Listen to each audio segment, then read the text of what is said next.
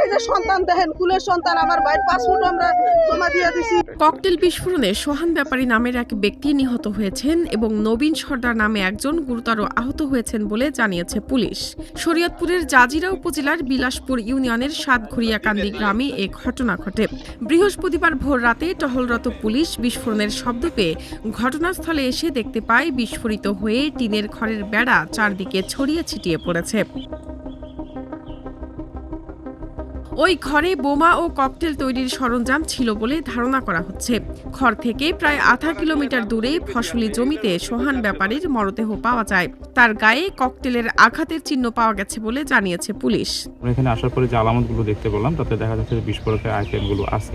এখানে রক্তের কিছু চিহ্ন পাওয়া গেছে এবং পরবর্তীতে চিহ্নর আলোকে যাওয়ার পরে আমরা ক্ষেতের ভিতরে একটা সরিষার ক্ষেতের থেকে একজন লাশ পাওয়া যায়।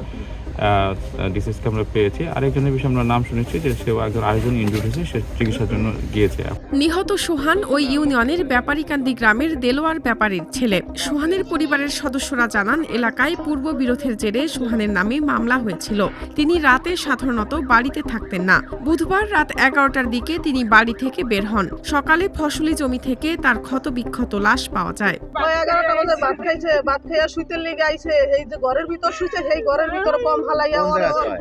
গ্রামবাসী জানায়, দীর্ঘদিন ধরে আধিপত্য বিস্তার নিয়ে বিলাসপুর ইউনিয়ন পরিষদের চেয়ারম্যান কুদ্দুস ব্যাপারী ও তার প্রতিদ্বন্দ্বী আব্দুল জলিল মাতবরের সমর্থকদের মধ্যে বিবাদ চলছে।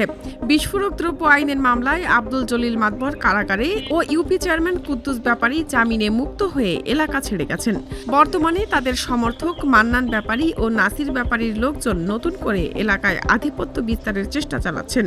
4 জানুয়ারি রোববার সকালেও জাজিরার বুধাইরহাট বাজারে দু দলের সমর্থকদের মধ্যে সংঘর্ষের ঘটনা ঘটে। তারই সূত্র ধরে কুদ্দুস ব্যাপারীর চাচাতো ভাইয়ের ঘরে এই বিস্ফোরণ ঘটানো হয়েছে বলে ধারণা করা হচ্ছে। নিহত সোহান ব্যাপারী কুদ্দুস ব্যাপারীর সমর্থক। যেহেতু বোঝা যাচ্ছে যে আগে পূর্বের ঘটনার সাথে যদি এই ঘটনার একটা সম্পর্ক পাওয়া যাচ্ছে যে আধিপত্যবাদ, এবং আপনারা অলরেডি জানেন যে এখানে দুইটা গোষ্ঠীগত গ্রুপের ভিতরে বিরোধ আছে, যে বিরোধের কারণেই হচ্ছে তাদের প্রায় দেখা যায় এই ঘটনাগুলোকে তারা সংঘর্ষের পর্যায়ে নিয়ে যাচ্ছে এবং জনশৃঙ্খলা বিক্রি করতেছে। তো আমরা এখন ইনিশিয়ালি তদন্ত কাজ করতেছি, বিভিন্ন আগে কাজ করতেছি। নিহতের মরদেহের সুরতহাল করা হয়েছে। এ ব্যাপারে আইনগত ব্যবস্থা নেওয়া হচ্ছে বলেও জানায় পুলিশ।